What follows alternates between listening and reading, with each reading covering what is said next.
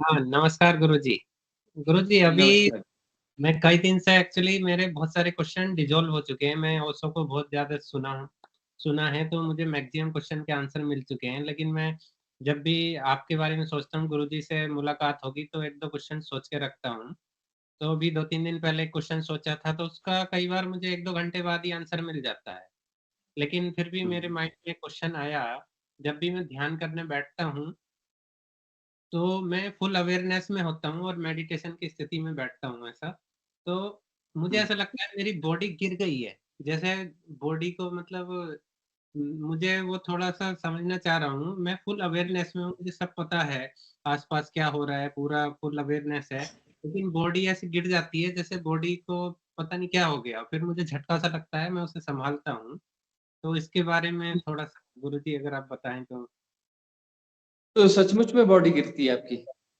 या ऐसा इतना झटका सा लगता है, फिर मैं उसको संभाल लेता हूँ, लेकिन मुझे समझ नहीं आता कि मैं तो कैसे। हाँ, 2 स्थितियाँ होती हैं इसमें। एक स्थिति ये होती है, कई लोगों को लगता है हमारी बॉडी गिर गई और जब आँखें खोलते हैं तो बॉडी तो वहीं की वहीं है, गिरे तो थे ही नहीं। तो उन लोगों के साथ होता है कि उनका आकाश शरीर मूव करता है, आकाश शरीर में वो हलचल होती है और जो है आपके साथ में फिज़िकल बॉडी ही गिर रही है। तो इस बॉडी के साथ में कुछ डिटैचमेंट हो जाता है, इस बॉडी के साथ में कुछ अटैचमेंट कम हो जाता है तो वह गिर जाती है। होश तो पूरा है, लेकिन इस बॉडी के साथ में एसोसिएशन थोड़ा टूट रहा है। तो थोड़ा टूट रहा है तो उस पे कमांड छूट जाती है। छूट जाती है तो फिर वापस कमांड पकड़ कर के फिर आप वापस वहाँ पे आ जाते हैं। तो शरीर में वो एक खुमारी सी चढ़ जाती है, बोलते हैं खुमारी। खुमारी का मतलब है कि एसोसिएशन उससे टूट गया है। एसोसिएशन थोड़ा-सा जो है वह टूट गया है। एसोसिएशन टूट जाता है फिर अपना जुड़ जाता है। ऐसी स्थितियाँ साधना में होती रहती हैं और ठीक है ये ऐसा कोई उसमें चिंताजनक कोई भी बात नहीं है।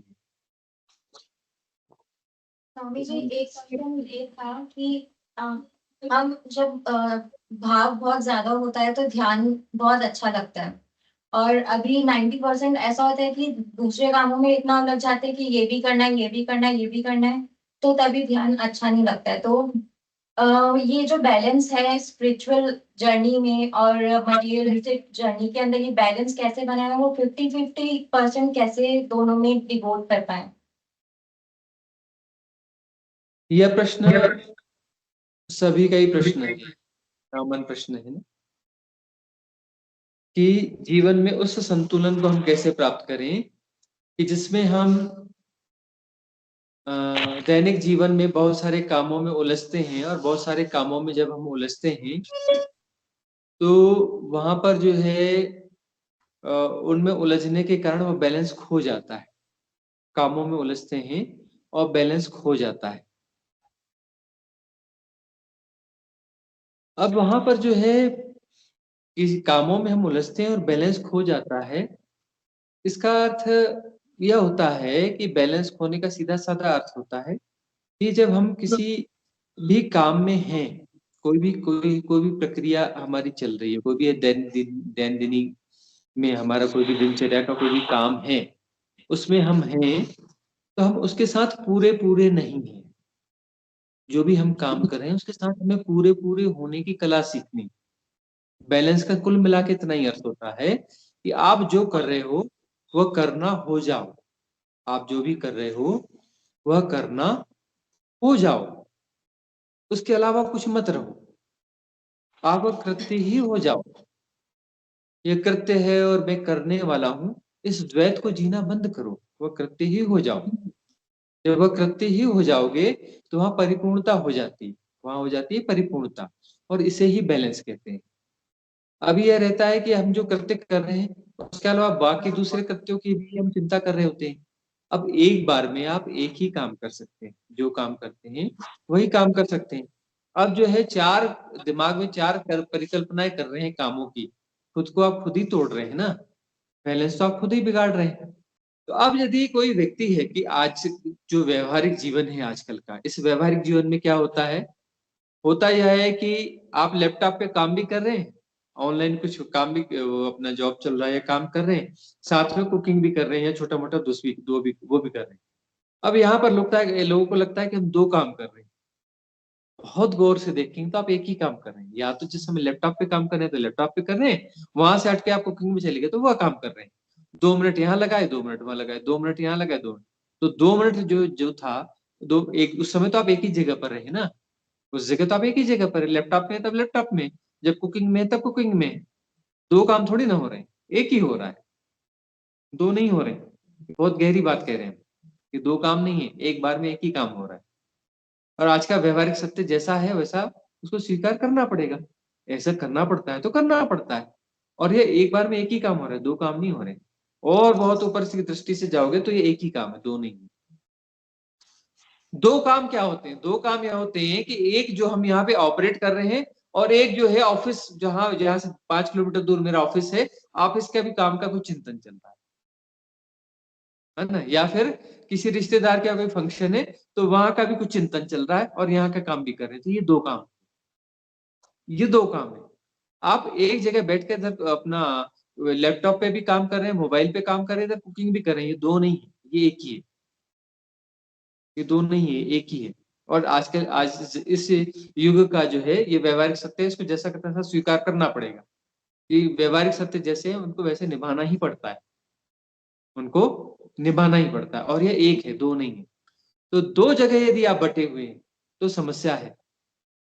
भोजन करते वक्त यदि आपसे भोजन कर रहे हैं, भोजन करना ही हो गए हैं, तो कोई समस्या नहीं है, भोजन प्रसाद हो जाएगा, कोई विचलन नहीं होगा, बड़ी शांति से भोजन होगा। और क्या होगा, वहां पर कोई द्वंद्व बनेगा ही नहीं, द्वंद्व बनने का मौका ही नहीं है, बैलेंस बिगड़ने का मौका ही नहीं है। बैलेंस बिगड़ता ही तब है जब आप किसी हाइपोथेसिस को ऐड कर लेते हैं, आप किसी हाइपोथेसिस को ऐड कर लेते हैं। अब वो हाइपोथेसिस है कि वो जो रिश्तेदार के यहाँ फंक्शन चल रहा है और आप अपने घर में बैठ के कुछ काम कर रहे हैं, तो ये किसी हाइपोथेसिस को जी रहे हैं ना। आप अपने घर में बैठे और ऑफिस का कुछ, ऑफिस की चिंता कर रहे हैं, और जब ऑफिस में पहुंचोगे तब ऑफिस की कर लेना, या ऑफिस का कोई काम है, उस काम को हियर एंड नाउ करना है तो कर लो, कि ऑफिस फोन करना है तो ऑफिस का फोन कर लो ना, फोन तो हियर एंड नाउ हो रहा है ना। अब आप जो है ऑफिस में वो फलानी फाइल का हिसाब किताब लगा रहे हैं जो फाइल आपके हाथ में ही नहीं है, तो आप जो है किसी हाइपोथेसिस के साथ प्ले कर रहे हैं, है ना। आप जो है दो जगह पर एक साथ होने की कोशिश कर रहे हैं, वही समस्या है। एक स्पेस में रह करके वहां के आप चार काम भी हैंडल कर रहे हैं तो एक ही हो, चार नहीं है, वह एक ही है। और वहां पर कोई समस्या नहीं होगी, पूरा जो अपना करना हो जाओ, उन कामों का करना हो जाओ तो वहां कोई समस्या नहीं। अब जो किसी हाइपोथेसिस को आप जी रहे हैं तो वह समस्या है, हाइपोथेसिस को जी रहे हैं, बैलेंस वहां पे करता है। यह बात सबको अच्छे से समझ लेनी चाहिए। यदि आप जो है कुछ प्रैक्टिकल काम के साथ में किसी हाइपोथेसिस को जी रहे हैं तो वहां पर बैलेंस बिगड़ता है, बैलेंस बिगड़ने का कारण वो हाइपोथेसिस है। हाइपोथेसिस आपकी बैलेंस को बिगाड़ती है और परिकल्पना आपके बैलेंस को बिगाड़ती है। अब जो कोई व्यक्ति साधना साधना में है और परमात्मा को पाने की कामना कर रहा है, परमात्मा एक हाइपोथेसिस है। गड्ढे में गया, गया ना गड्ढे में, उसकी साधना सफल होगी। अरे बैठने साधना करते बैठ जाओ, कुछ नहीं करना है, जब समता को पुष्ट करना है, समता बनी रहेगी, जो हो रहा है जाना जाएगा। अब वो बैठा है और परमात्मा को पाना है, बैठा यहाँ पर है और अपना किसी परिकल्पना को जी रहा है, हाइपोथेसिस को जी रहा है, परमात्मा को पाना है। अब तुम यहाँ बैठे हो और परमात्मा को पाना है तो तुम्हारा बैलेंस बनेगा कैसे? किसी हाइपोथेसिस को पाना है जो कहीं होती ही नहीं है। परमात्मा यानी क्या, जानते हो परमात्मा को? मिले हो कभी? कभी उसके साथ लंच डिनर किया है? आशवास खेली, रमी खेली परमात्मा के साथ? इस परमात्मा की बात कर रहे हो, हाइपोथेसिस है ना। तुम्हारा परमात्मा जो भी होगा हाइपोथेसिस ही होगा।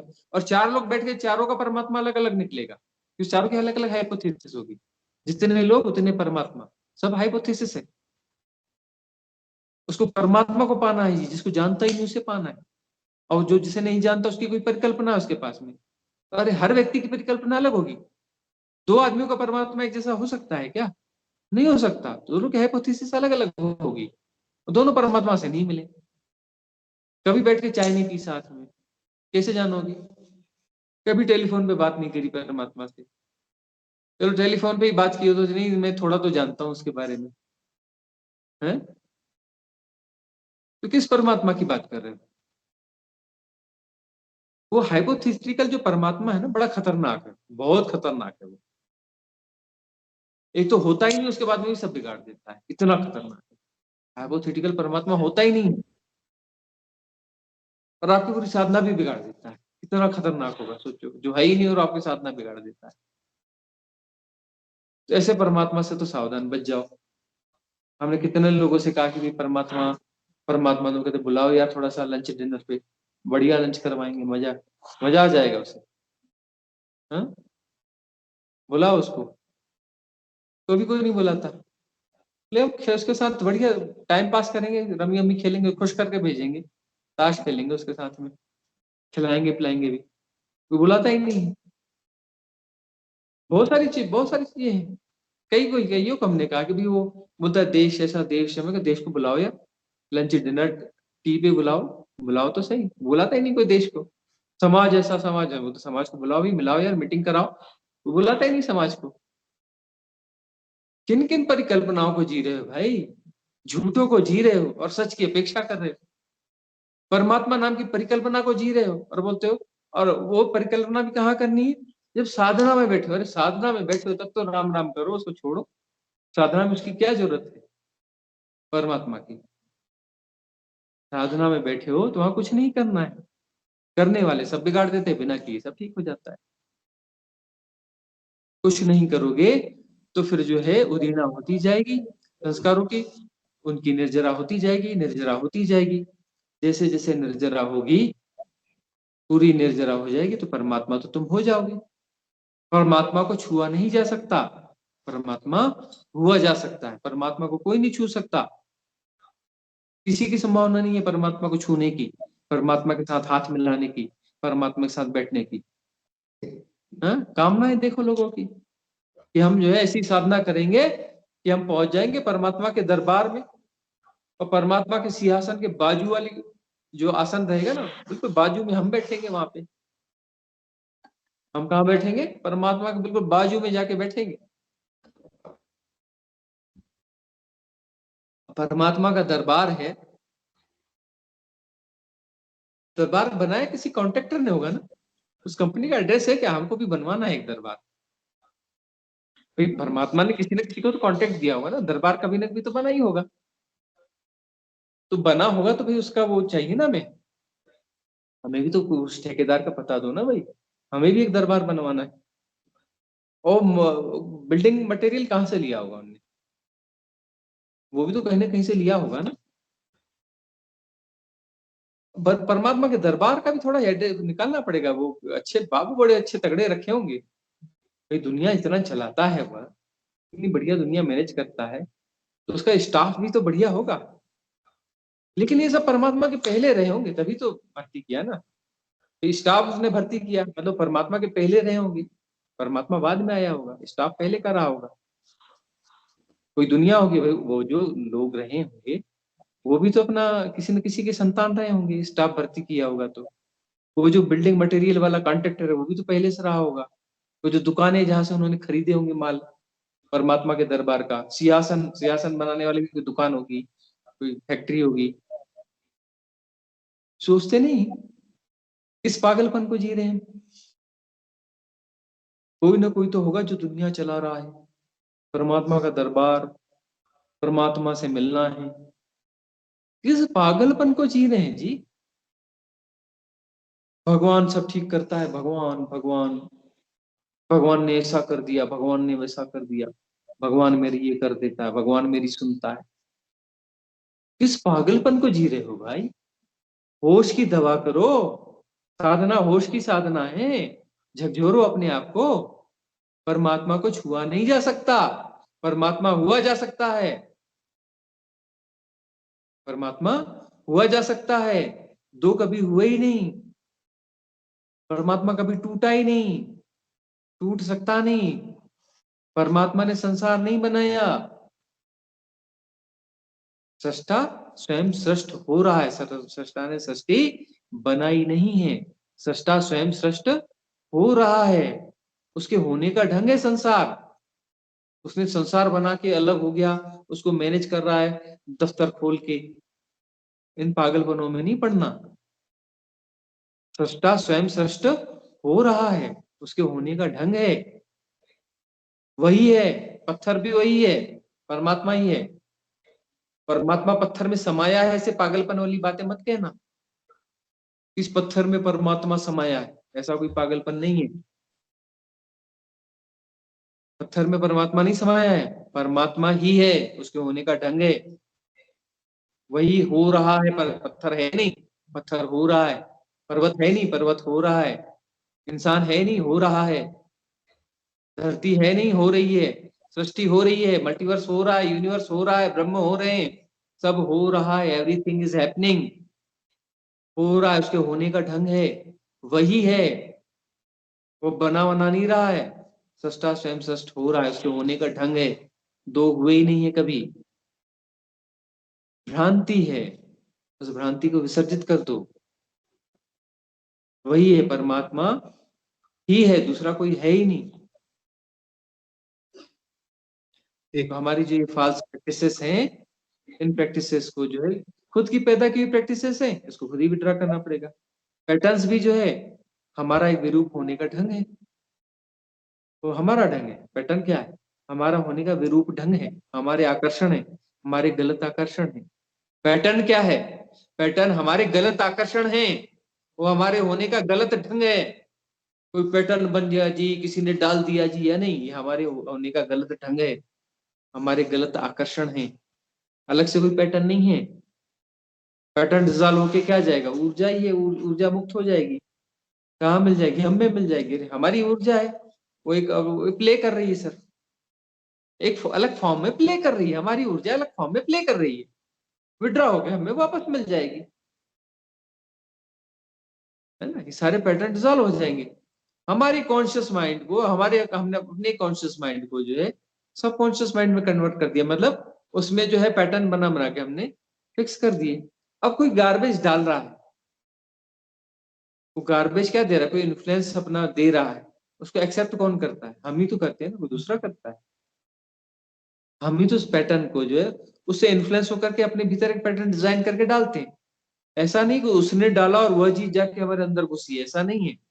उसने इन्फ्लुएंस किया कि ऐसा है, तो हमने ऐसा जो है इमेज किया, इमेज करके हमने पैटर्न बिल्ड किया, बिल्ड करके उसे फॉर्म किया, फॉर्म करके उसे अपने स्टोर में रख लिया। किसी ने इन्फ्लुएंस किया का मतलब यह है कि उस इन्फ्लुएंस के कारण हमने खुद अपने आप को तोड़ा। हम अपने आप को तोड़ते हैं, अपने आप को तोड़ करके उसमें एक फॉर्म बनाया, फॉर्म बना करके वहां किया। हमने अपने टुकड़े खुद किए, हमने अपने टुकड़े खुद किए हैं। किसी से इन्फ्लुएंस होकर के आप अपना एक नया टुकड़ा और बनाते हो, अपना एक और नया टुकड़ा करोगे, अपने आप को तोड़ते हो, अपने टुकड़े टुकड़े करते जाते हो तुम। हम खुद अपने टुकड़े टुकड़े कर रहे हैं, अपने आप को तोड़ रहे हैं, इन्फ्लुएंस होकर। किसी से इन्फ्लुएंस हो रहे, स्पिरिचुअल गार्बेज जो हम कहते हैं ना, क्यों स्पिरिचुअल गार्बेज ले रहे हो? मतलब तुम उनसे इन्फ्लुएंस होकर के अपने आप को एक और टुकड़ा तोड़ोगे और उसके अनुसार बनाओगे। वो बताएगा कि ऐसा ऐसा बनाना पैटर्न, वो ऐसा नया पैटर्न बनाओगे, ऐसा पैटर्न बना करके उसको संरक्षित करोगे। अपना टुकड़ा तोड़ दिया, एक विरूप बनाया, अपना क्या बनाया? स्वरूप से टूट करके क्या हो गए? विरूप हो गए। अपनी एक और विरूपता क्रिएट करी और उसको फीड भी तुम ही करोगे, वो तो तुम ही ना, तुम्हारे होने का ढंग है ना, वह विरूपता तुम्हारे होने का ही ढंग है ना। तुमने ही निर्णय लिया ना उस विरूपता को सृजित करने का। तुम्हारा ही सृजन है, सारा सब कुछ जो है तुम्हारा ही सृजन है, तुम्हारी पैदा की हुई समस्या है, और तुम ही हो। अपने ही आपको तोड़ करके पैदा करते हो तुम, अपना ही एक टुकड़ा वहां बना दिया, अपना ही बच्चा है, इसलिए हम कहते हैं तुम्हारा ही संतान है वह। तुमने ही अपने आप को तोड़ करके वो बनाया है। और राइट अंडरस्टैंडिंग से, समता से पैटर्न जब वो प्ले करके डिजॉल्व होगा, उसकी ऊर्जा मुक्त होगी, मुक्त होकर तुम्हें वापस आ जाएगी। तुम्हारी ऊर्जा तो टूट के गई थी, तुम्हारी ऊर्जा तुम्हें वापस आ गई, तुम्हें वापस आ गई। धीरे धीरे जो है वो सारी ऊर्जाएं तुम्हें वापस आ जाएंगी, तुम परिपूर्ण हो जाओगे। तुम्हारी ऊर्जा कैसी हो जाएगी? जैसी होनी चाहिए वैसी हो जाएगी, शिवलिंग के जैसी हो जाएगी।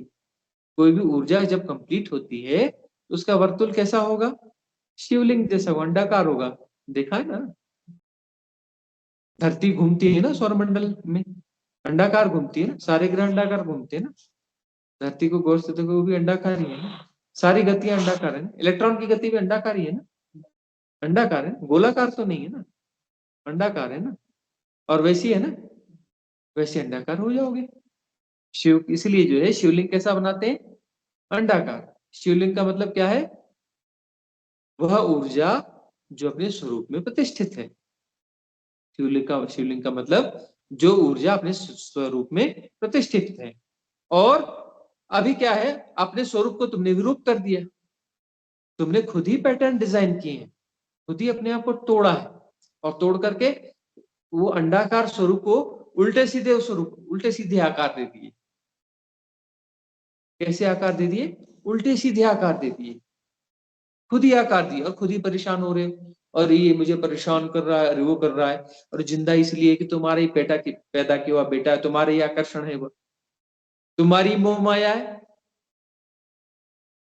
अपनी मोह माया से तुम उसे जो है जिंदा रखना, फीड करते रहते हो, मरने नहीं देना चाहते। तुम्हारी मोह माया खत्म हो जाए तो अभी वो विड्रा हो जाए, तुरंत विड्रा हो जाए, तुम्हारी मोह माया खत्म हो, वो तुरंत विड्रा हो जाए। तुम ही पाल पोस रहे हो इन सारी समस्याओं को, और सही तुम्हारी समस्याएं जो है तुम्हारे ही टुकड़े हैं, तुमने ही क्रिएट किए हैं। यह चीज जब समझ में आ जाए तो क्लिनजिंग का सीधा साधा अर्थ होता है, क्लिनजिंग का मतलब निकाल के बाहर नहीं फेंकना है। क्लिनजिंग से लोगों को लगता है ना, निकाल के इसको बाहर फेंकना है, अरे बाहर कुछ नहीं फेंकना है, समता पूर्वक उसे जैसा का तैसा जानना है। जैसा का तैसा हम जानेंगे तो वह जो विरूप फॉर्म है, विरूप फॉर्म क्या होगा, डिजॉल्व हो जाएगा, डिजॉल्व होकर के उसकी ऊर्जा हमें वापस आ जाएगी। जो हमारा इन्वेस्टमेंट था ना वहां, वो इन्वेस्टमेंट वापस आ जाएगा, हमारा धन हमारे पास वापस आ जाएगा। कोई रूप में भी हमारा इन्वेस्टमेंट है, ऐसा नहीं समझना, हमारा ही इन्वेस्टमेंट है। उस रूप में हमने खुद को ही इन्वेस्ट किया है, खुद को ही हमने इन्वेस्ट किया है उस रूप में, संस्कार में, पैटर्न में। इन्वेस्टमेंट भी क्या है, हमने खुद का ही टुकड़ा वहां पे डाला है, अपने आप को ही फीड किया है, और फिर वह जो स्वरूप हो जाएगा, स्वरूप मतलब शिव तत्व है, ऊर्जा अपनी परम गति में आ जाएगी, परम गति में आ जाएगी, एक सही प्रक्रिया में आ जाएगी, तो वहां पर मुक्ति घटेगी। वही मुक्ति है, स्वरूप में हो जाना मुक्ति है। स्वरूप में, स्वभाव में, स्वरूप में आ गया मतलब स्वभाव में आ गया। स्वभाव का अर्थ है कि जो जैसा हमको उसको जैसा का तैसा जान रहे हैं, जैसा का तैसा हम जान रहे हैं, जो जैसा है जैसा का तैसा हम जान रहे हैं। और इसमें जो है फिर पूरी तरह से सब कुछ डिजॉल्व हो जाएगा, सब कुछ डिजॉल्व हो जाएगा, सब कुछ डिजॉल्व हो जाएगा। अर्थ जो है हमारी इंडिविजुअलिटी भी डिजॉल्व हो जाएगी, ठीक है ना। हमारा भौतिक शरीर वाला जो आकर्षण है वह डिजॉल्व हो जाएगा, हमारा आकाश शरीर का जो आकर्षण है वह डिजॉल्व हो जाएगा, हमारा सूक्ष्म शरीर का जो आकर्षण है वह डिजॉल्व हो जाएगा, हमारा मन शरीर का आकर्षण है वह डिजॉल्व हो जाएगा, हमारा आत्मिक शरीर का आकर्षण है वह भी डिजॉल्व हो जाएगा, हमारे परमात्मिक शरीर का आकर्षण है वह भी डिजॉल्व हो जाएगा। इसलिए हम कहते हैं शरीर को भी जाना चाहिए, पूरी 6 काया को जाना चाहिए, मन को भी जाना चाहिए, भावों को भी जाना चाहिए, आत्मा को भी जाना चाहिए, परमात्मा को भी जाना चाहिए, सबको जाना चाहिए। बहुत गहरे में देखोगे वो हाइपोथेसिस एक पैटर्न है, कोई भी हाइपोथेसिस अंततः एक पैटर्न है। मुक्ति को भी जाना चाहिए, मुक्ति की भी मुक्ति होनी चाहिए, मुक्ति की भी मुक्ति होनी चाहिए, सबकी मुक्ति होनी चाहिए, परमात्मा की भी मुक्ति होनी चाहिए। बहुत के लिए परमात्मा, जाओ तुम भी मुक्त हो जाओ, हाइपोथेसिस ही है। जब सब मुक्त हो जाता है तब वह परम तत्व है, जिसका कोई नाम नहीं है, कोई रूप नहीं है, जिसको कह कह के भी नहीं कहा जा सकता, जिसको इशारे कर करके भी नहीं बताया जा सकता, वह तो सिर्फ होकर ही जाना जाता है। वह तो सिर्फ होकर ही जाना जाता है, उसका कोई नाम नहीं है। उसको पराशिव बोलो तो भी नहीं आता उसमें, परम ब्रह्म बोलो उसमें भी नहीं आता, किसी में नहीं समाता जी, वो किसी में भी नहीं समाता, न किसी वेद में समाता है, न किसी उपनिषद में समाता है, न किसी वाणी में समाता है, न किसी इशारे में समाता है, समाता ही नहीं है वो कहीं, किसी हाइपोथेसिस में नहीं आता। वैसे भी परमात्मा नाम की हाइपोथेसिस बहुत ज्यादा करप्ट हो चुकी है। परमात्मा नाम की हाइपोथेसिस जरूरत से ज्यादा करप्ट हो चुकी है। अभी ओशो को कहना पड़ा क्या, एग्जिस्टेंस, एग्जिस्टेंस बोले नया करो यार, ये थोड़ा करप्ट हो गया। ओशो बोलते हैं अस्तित्व, एग्जिस्टेंस, बोले वो करप्टेड शब्द को क्या यूज करना, यूज करना पड़ता है थोड़ा थोड़ा, लेकिन उसको हटाते हैं धीरे धीरे, बोलते हैं ये नया शब्द यूज करो, कम करप्टेड है। करप्टेड तो वो भी है लेकिन कम करप्टेड है।